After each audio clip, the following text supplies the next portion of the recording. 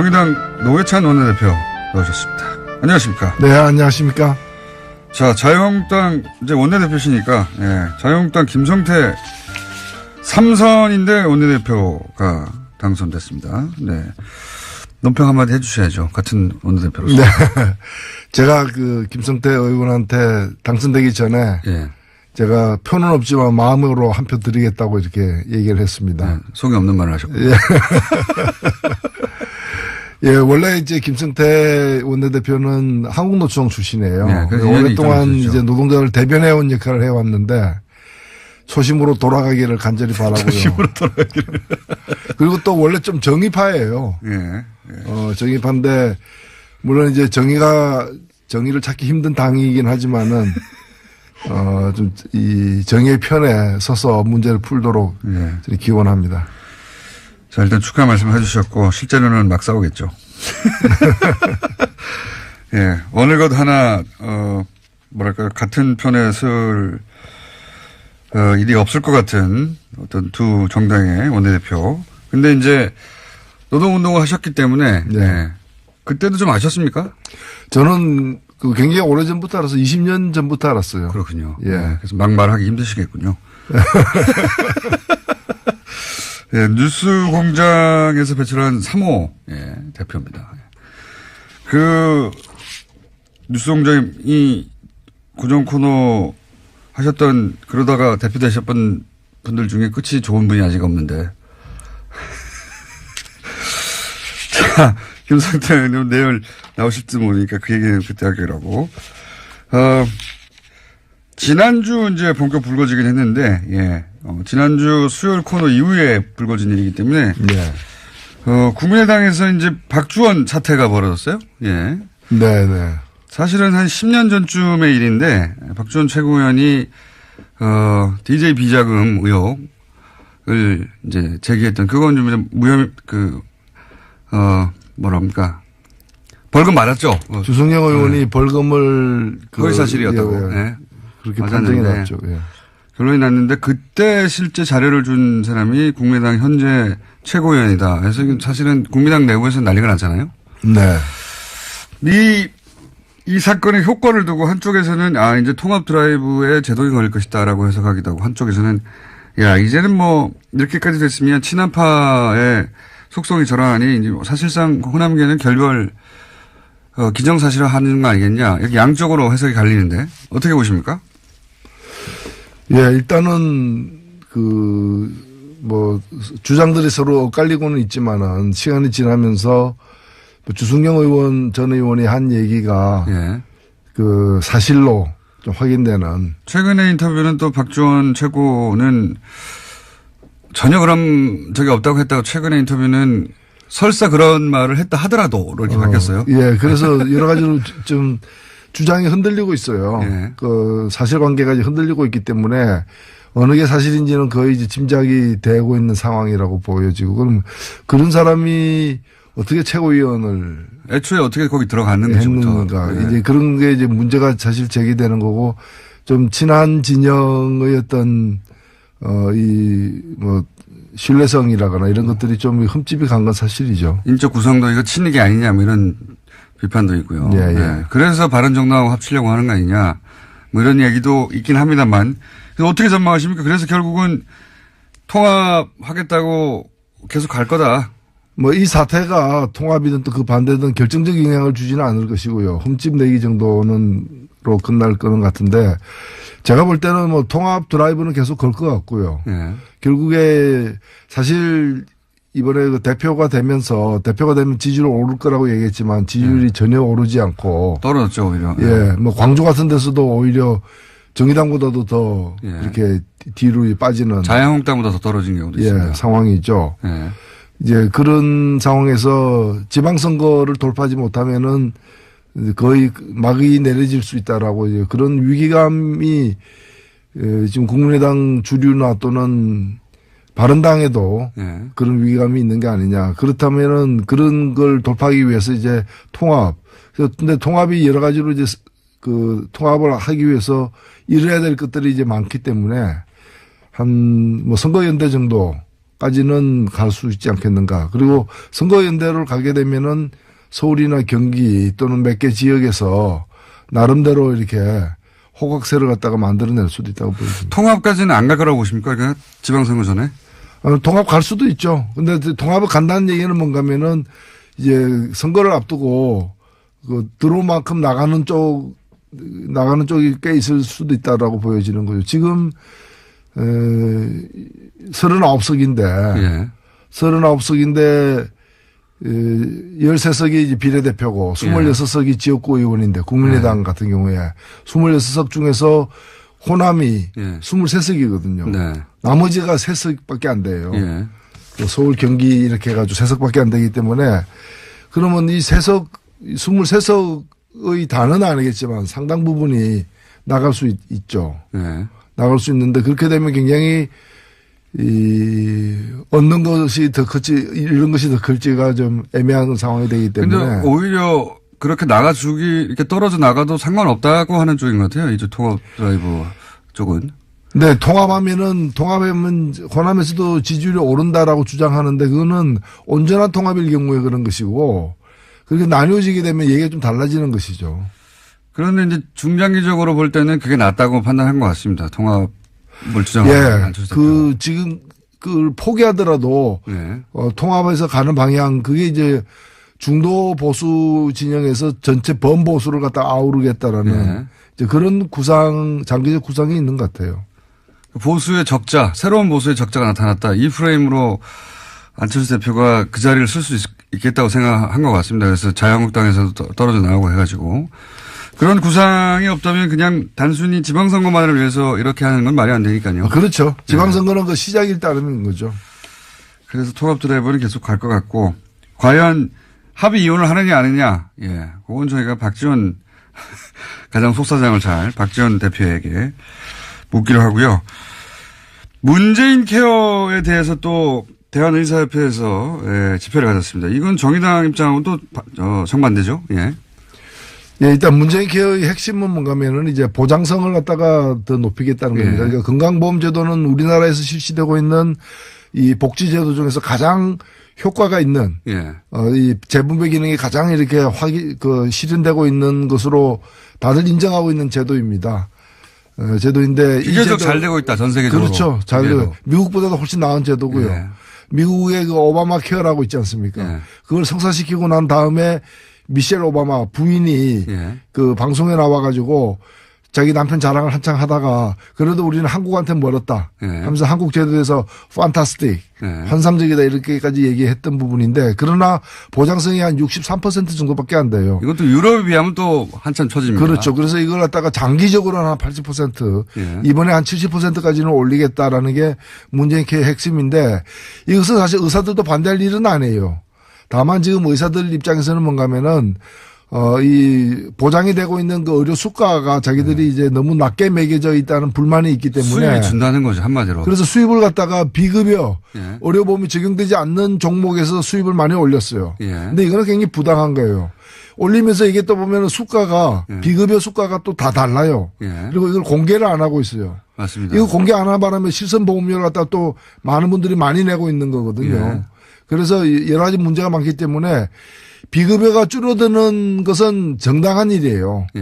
정당한 일인데 비급여 줄어들면 이른바 이 잡수입이 줄어든다는 식으로 그래서 그러려면은 급여 항목에서 적정 수가를 보장해 줘야 달라. 그 얘기고 그 얘기는 나름대로는 그 할 수 있는 요구라고 저는 생각이 됩니다. 그러니까 생존권 차원에서 주장할 수 있죠. 그래서 어찌 보면은 문재인 케어가 실시되면서 의사들의 반발은 예상된 것이고 의사들하고 이제 그 보건당국이 그러면 적정 수가가 어딘가 그 수가 재조정에 들어가야 되는 상황이고 들어가기에 앞서서 한번 이제 요구를 강력하게 휴일날 광화문에 모여서 한번 펼친 거죠. 이게 비싼 검사나 이런 것도 싸게 해주겠다. 정부의 얘기는 이거고요. 그러다 보면 의사들은 우리 수입이 줄어든다 이거예요. 복잡할 게 없습니다 사실은. 굉장히 어려운 용어들이 등장하지만 수입이 준다 그렇게 하면 의사들은 그렇게 주장하고 있고 정부는 그 수입은 우리가 어떻게 보장할 수 있는지 연구를 해볼 텐데 어쨌든 방향은 지금 비싼 검사나 비싼 약 때문에 아주 중증 같은 경우에는 시민들이 어렵다. 그 보장을 더 많이 해주겠다 보고. 그렇죠. 뭐 이겁니다. 예. 그리고 아주 장기적으로는 그 보험료도 조금 더 올려야 돼요. 올리면서 그렇죠. 우리 보장성 한 80%까지 가려면은 보험료 인상도 불가피하다고 봅니다. 이걸 어려운 얘기 용어를 통해서 하는데 결국 그겁니다. 예. 일반 시민들 입장에서는 당연히 정부가 보장성 강화하는 게 좋고요. 의사들은 그렇게 해서 수입이 좀 줄면 이거 어떻게 보존할 거야? 이걸 정부에 묻고 있는 거예요. 예. 어려운 싸움이 아닌데 굉장히 거대한 명문들이 앞에 서 있어요. 돈 때문입니다. 예. 이유는 정의당 입장에서는 당연히 보장성이 더 강화돼야 한다는 것이고요. 예. 예. 그런 것이고 또 정부 얘기하니까 또 해수부가 어제 방해공작 했다.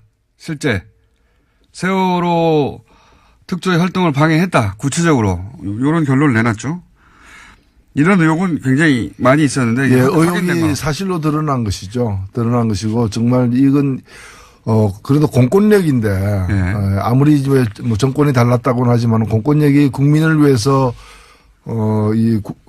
존재하는 기관이 아니라 국민을 억압하는 그런 기관으로서 역할을 했다는 데 대해서는 이거는 앞으로도 이런 일을 재발을 방지하기 위해서 엄정하게 조사를 해서 처벌할 건 처벌해야 된다고 봅니다. 해수부가 사실은 해상사고가 났으면 그 진실을 밝힐 의무 책임이 있는 부처인데 예. 그걸 방해한 거죠. 당시 박근혜 대통령에게 피해가 갈까 봐. 그것도 청와대의 지시를 받은 그런 정황이 있고 그렇게 해가지고 이제 당한 건 국민이죠. 그중에서도 실제 아이들이 죽고 그 유가족들이 무슨 죄가 있습니까? 유가족들이 가장 큰 상처를 받았던 것이죠. 그러니까요. 예. 예. 무슨 죄가 있습니까? 근데 그거를 정부가 했다는 거예요. 유가족들을 괴롭히고 특조위 활동을 막고 의혹이었는데 이제 최근에 이 흐름은 그 의혹들이 다 사실로 드러나는 뭐 국정원 관련해서 그렇고 해수부 관련해서도 그렇고 그 중에 하나입니다. 예. 그리고 또 연결해서 또 하나가 그 정부가 제주의 해군기지 반대 운동을 했던 강정마을. 이거 진짜 오래된 거죠, 이것도. 예. 이명박 정부 시절부터 시작된 건데. 강정마을을 상대로 해서 정부가 34억짜리 구상권 청구 소송을 냈었어요. 오랫동안 괴롭혔죠. 예. 근데 이거는 이제 문재인 정부는 그 청구 소송을 취하하기로 했거든요. 예. 여기 대해서 이제 보수 신문들은, 매체들은 당연히 법치주의 훼손됐다. 불법 시에 면죄부 줬다 비판하고 있습니다. 불법 시에 면죄부를 주고 또 그 불법 시꾼들이 부담해야 될 34억을 탕감해 줌으로써 예. 국민 세금이 들어가게 됐다. 예. 지연된 저는 황당무계한 얘기라고 생각되고요. 예. 그리고 그 구상권이라는 건 그 당시 정부의 일방적 주장이죠. 예. 일방적 주장이고 그런 식으로 따지면은 이쪽은 그럼 손해본 거 없습니까? 그 강정마을에 주민들의 동의 없이 해군기지를 만든다고 하는 과정에서 그 주민들이 받은 피해, 생업이 전폐되다시피 하고 서로 갈등이라거나 재산상 손실이라거나 공동체 파괴됐어요, 완전히. 그럼요. 그거 다 합치면은 그보다 더 큰 금액일 수도 있는 것이고요. 거꾸로 저는 정부를 상대로 소송을 해야 된다고 예, 봅니다. 그렇죠. 그리고 또 하나는 뭔가면은 구상권 같은 걸 이제 청구하려면은 예. 4대강 망친 예. 이명박 전 대통령 그리고 4대강 사업 좋은 거라고 이렇게 여론을 호도했던 언론사들 예. 이 사람들에게도 구상권 청구해야죠. 요 보수신문들이 다 구상권 대상이 됩니다. 그렇죠. 예. 그렇기 때문에 이건 저는 뭐 늦었지만 예. 문재인 정부 들어서서 제대로 문제를 갖다가 지금 과거에 엉킨 문제를 좀 풀어가는 과정이라고 봅니다. 그때 당시는 이제 정부가 하는 일을 주민들이 감히 방해해 앞으로 다시는 그런 일이 없도록 돈으로 괴롭히겠다는 거거든요. 34억을 어떻게 냅니까 주민들이. 말도 안 되는 건데 괴롭히려고 한 거죠. 괴롭히려고. 어찌 보면 우리 저항권이라고 볼 수 있는데 예. 당연히 이제 잘못됐다고 여겨지는 또는 제대로 절차를 밟지 않고 진행되는 일에 대해서 그걸 반발할 수 있는 것이죠. 그걸 이제 막기 위해서 이렇게 돈으로다가 지금 이 똑같은 일이 어디서 벌어지고 있는가 하면은 노동자들의 파업에 대해서 예. 손해배상 청구를 하고 있는 거예요. 이것도 이명박 정부 때부터 이렇게 시작된 맞습니다. 일이거든요. 그리고 예. 유엔 인권위원회에서 그거 그만하라고 하지 예. 말라고 이렇게 계속해서 이제 지적받고 있는 일이거든요. 그게 세월호 집회로 인해서 피해를 입었다고 하는 그 상가들 모아가지고 이런 거를 또 하기도 했고 사실은 이명박 정권 시절부터 정부가 추진한 일에 항의하는 사람들 또는 뭐 그로 인해서 피해를 입은 사람들이 이런 집회를 하면 이런 식으로 소송을 통해 가지고 예. 괴롭히는 걸 정말 많이 했어요. 예, 그렇죠. 예, 그런 걸 정말 많이 했고 그 중에 이제 강정마을 주민들 같은 경우는 그 공동체도 파괴됐고 먹고 이 생활이 중지된 거죠. 예, 그분들을 상대로 해서 정부를 상대로 까불면 끝장을 보겠다는 식으로 본때로 보여주는 소송이었기 때문에. 이걸 법률용어로 겁박한다 그러죠. 겁박이요? 겁박한다. 예. 과거에는 체류탄 쏴가지고 이제 그건 못하니까. 시위하는 사람을 물리쳤다면 이제는 이런 이제 손해배상 청구나 구상권 행사 등을 통해 가지고 이렇게 겁박하는 거죠. 돈으로 소송하는 건 이명박 정부 시절부터 시작된 하나의 패턴입니다. 예. 그 진짜 괴롭거든요. 예. 당하기 시작하면. 그리고 이런 소송은 오래 걸리거든요. 아무리 명분이 주민들에게 있다 하더라도 실제 끌려다녀야 되는 거 아닙니까? 이거 진짜 괴로워요. 소송 당하기 시작하면. 그걸 정부가 멈추기로 했다는 것이고요. 예. 자, 국민의당 얘기도 했고, 바른정당 얘기도 좀 했고, 정부 얘기도 했고, 한국당 얘기를 안 했네요? 자유한국당. 예. 제가 오늘이 12월 13일이죠. 예. 바로 1년 전에 어떤 일이 있은 줄 아십니까? 13일이면 탄핵안 통과된 직후인데요. 저 통과된 직후에 예. 지금은 바른당에 있다가 자유한국당으로 다시 복귀한 네. 김무성 의원이 예. 작년 딱 1년 전 오늘 뭐라고 얘기했는가 하면은 새누리당은 해체하고 재산은 굳고 환수해야 된다 이랬거든요. 예. 그리고 그 당산이 뭐니 다 재벌들 예. 쥐어짜서 받은 돈이니까 그거 다 국고 환수해야 된다고 그랬죠. 예. 예. 그래서 거기 그 당사로 다시 들어왔어요. 저는 1년이 지났지만은 예. 이 말은 정말 정확한 지적이었고 정당한 예. 문제 제기였다고 생각되고 지금 대한민국에 해체돼야 되는데 해체 안 되고 있는 조직이 두 개가 있어요. 두 개가 있습니까? 예, 자유한국당하고 정경련. 아, 정경련. 예, 정경련 여전히 그 50층짜리 건물 유지하면서 버젓이 있다는 걸 우리 국민들이 아마 요즘에 잘 안 나오니까 잘 잊고 그렇죠. 있는. 최순실 사태 초기에 정경련이 너무 깊숙이 관련돼서 정경련 해체 이런 얘기 막 나오지 않았습니까? 나왔죠. 그리고 예. 거의 뭐 해체되어야 마땅한 걸로 국민들의 동의를 사실 얻은 거죠. 예. 지금 그냥 조용히 시간을 보내고 있는데 그럴 지내군요. 문제가 아니라고 저는 보는 겁니다. 정경련. 그렇군요. 김무성 대표가 그때 다시는 안 볼 것처럼 정말 많은 얘기를 했고 그중에서 그 가장 치명적인 것 중에 하나가 자유한국당 재산 그거 재벌들한테 다 뺏은 거 아니야. 군사정권 시절에. 네. 그런 얘기를 본인 입으로 했어요. 본인 입으로 해가지고 그리고 실제 그때 당시 JTBC였던 것 같은데 JTBC가 팩트체크를 쭉 해가지고 엄청 많은 돈을 뺏었구나 하고 재산 목록 쫙 정리했었거든요. 네. 다시 들어갔습니다.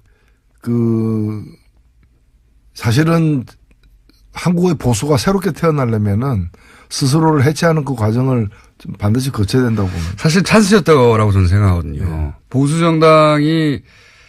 보수정당 지지율이 왜 낮은지 잘 모르는 것 같아요. 그냥 현 정부를 반대하는 것으로 충분히 과거의 보수 세력을 직결시킬 수 있을 거라고 착각하는 것 같은데요. 이 문재인 정부가 지지율이 높은 건 여러 가지 이유도 있지만 보수가 너무 못해요. 현재.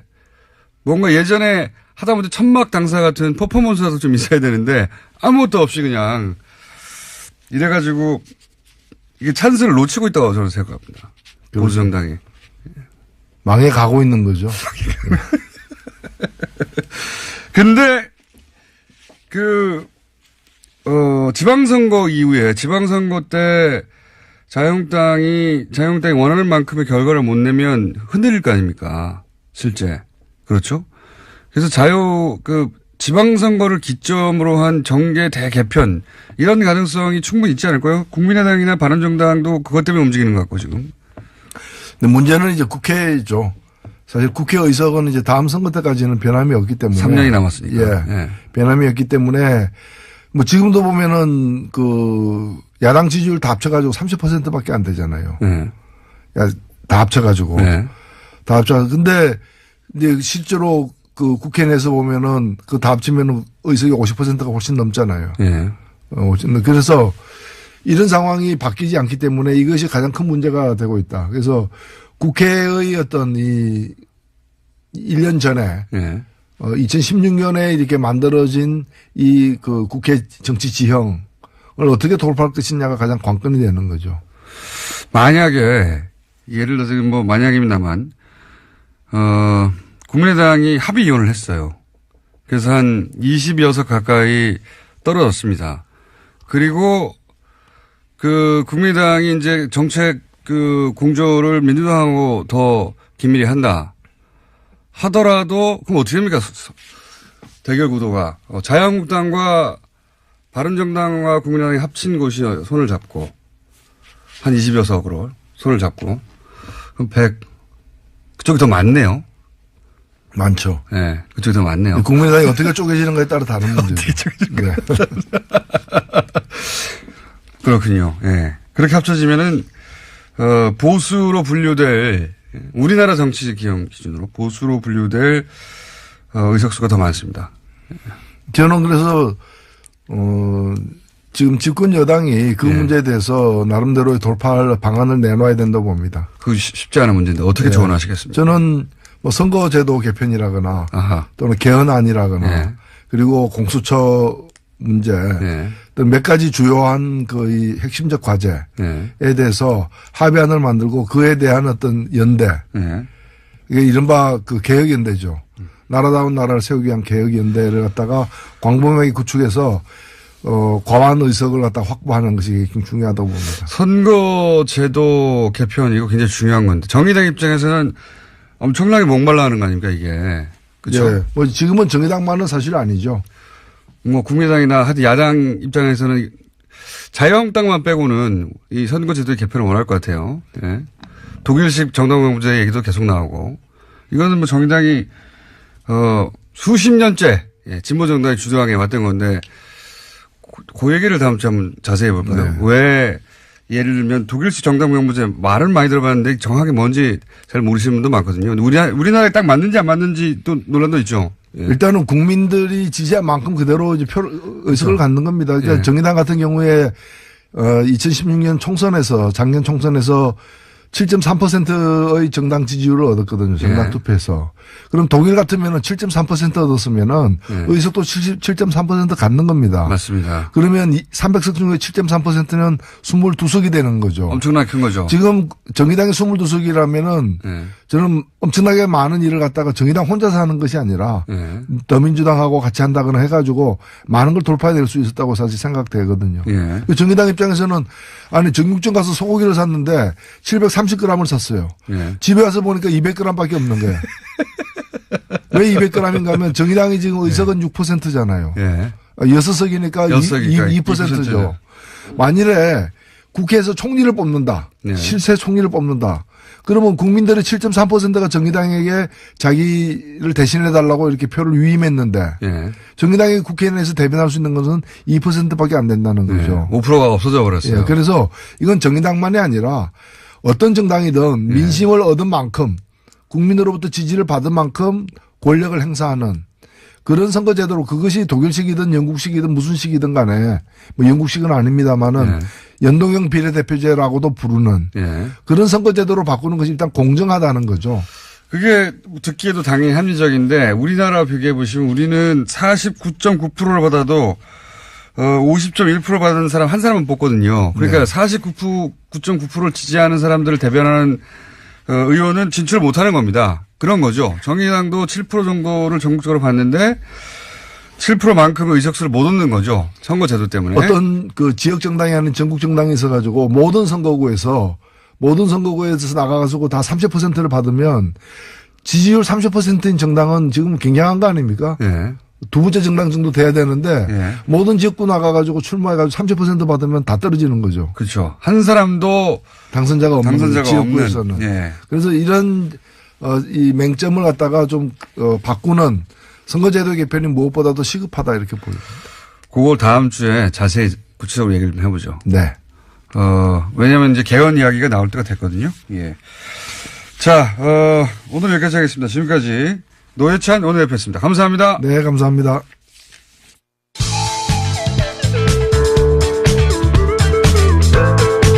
신리기 아니냐, 뭐 이런 비판도 있고요. 예, 예. 네. 그래서 바른정당하고 합치려고 하는 거 아니냐, 뭐 이런 얘기도 있긴 합니다만, 그래서 어떻게 전망하십니까? 그래서 결국은 통합하겠다고 계속 갈 거다. 뭐 이 사태가 통합이든 또 그 반대든 결정적 영향을 주지는 않을 것이고요. 흠집 내기 정도는로 끝날 거는 같은데, 제가 볼 때는 뭐 통합 드라이브는 계속 걸 것 같고요. 예. 결국에 사실 이번에 그 대표가 되면 지지율 오를 거라고 얘기했지만 지지율이 전혀 오르지 않고 떨어졌죠, 오히려. 예, 뭐 광주 같은 데서도 오히려 정의당보다도 더 예. 이렇게 뒤로 빠지는 자유한국당보다 더 떨어진 경우도 있습니다. 상황이죠. 예. 이제 그런 상황에서 지방선거를 돌파하지 못하면은 거의 막이 내려질 수 있다라고 이제 그런 위기감이 지금 국민의당 주류나 또는 바른당에도 예. 그런 위기감이 있는 게 아니냐. 그렇다면은 그런 걸 돌파하기 위해서 이제 통합. 근데 통합이 여러 가지로 이제 그 통합을 하기 위해서 이뤄야 될 것들이 이제 많기 때문에 한 뭐 선거연대 정도까지는 갈 수 있지 않겠는가. 그리고 선거연대를 가게 되면은 그렇잖아요. 네. 이 사건의 효과를 두고 한쪽에서는 이제 통합 드라이브에 제동이 걸릴 것이다라고 해석하기도 하고 한쪽에서는 이제는 뭐 이렇게까지 됐으면 친한파의 속성이 저러하니 이제 사실상 호남계는 결별 기정사실화하는 거 아니겠냐. 이렇게 양쪽으로 해석이 갈리는데 어떻게 보십니까?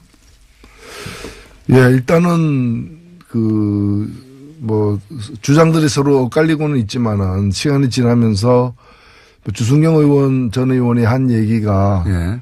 그 사실로 좀 확인되는. 최근의 인터뷰는 또 박지원 최고는 전혀 그런 적이 없다고 했다가 최근의 인터뷰는 설사 그런 말을 했다 하더라도 이렇게 바뀌었어요. 예, 그래서 여러 가지로 좀 주장이 흔들리고 있어요. 예. 그 사실관계가 이제 흔들리고 있기 때문에 어느 게 사실인지는 거의 이제 짐작이 되고 있는 상황이라고 보여지고 그럼 그런 사람이 어떻게 최고위원을 애초에 어떻게 거기 들어갔는지부터. 했는가. 네. 이제 그런 게 이제 문제가 사실 제기되는 거고 좀 친한 진영의 어떤 뭐 신뢰성이라거나 이런 것들이 좀 흠집이 간 건 사실이죠. 인적 구성도 이거 네. 그때도 좀 아셨습니까? 저는 그 굉장히 오래 전부터 알아서 20년 전부터 알았어요. 그렇군요. 예. 네. 그래서 막말하기 힘드시겠군요. 네, 뉴스 공장에서 배출한 3호 대표입니다. 그 뉴스 공장이 고정 코너 하셨던 그러다가 대표 되셨던 분들 중에 끝이 좋은 분이 아직 없는데. 자, 김성태 의원님 내일 나오실지 모르니까 그 얘기는 그때 하기라고. 지난주 이제 본격 불거지긴 했는데, 지난주 수요일 코너 이후에 불거진 일이기 때문에, 네. 국민의당에서 이제 박주원 사태가 벌어졌어요. 예. 네네. 사실은 한 10년 전쯤의 일인데, 박주원 최고위원이, DJ 비자금 의혹을 이제 제기했던, 그건 좀 뭐랍니까. 벌금 맞았죠. 주승용 의원이 벌금을 허위사실이었다고. 네. 그렇게 판정이 났죠. 예.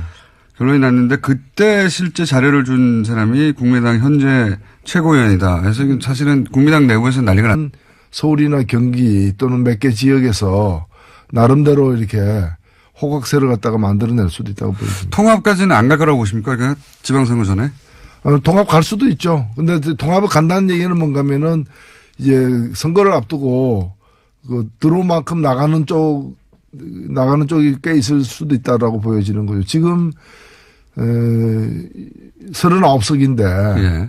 39석인데 13석이 이제 비례대표고 26석이 지역구 의원인데 국민의당 같은 경우에 26석 중에서 호남이 23석이거든요. 네. 나머지가 3석밖에 안 돼요. 예. 서울, 경기 이렇게 해가지고 3석밖에 안 되기 때문에 그러면 이 23석의 다는 아니겠지만 상당 부분이 나갈 수 있죠. 예. 나갈 수 있는데 그렇게 되면 굉장히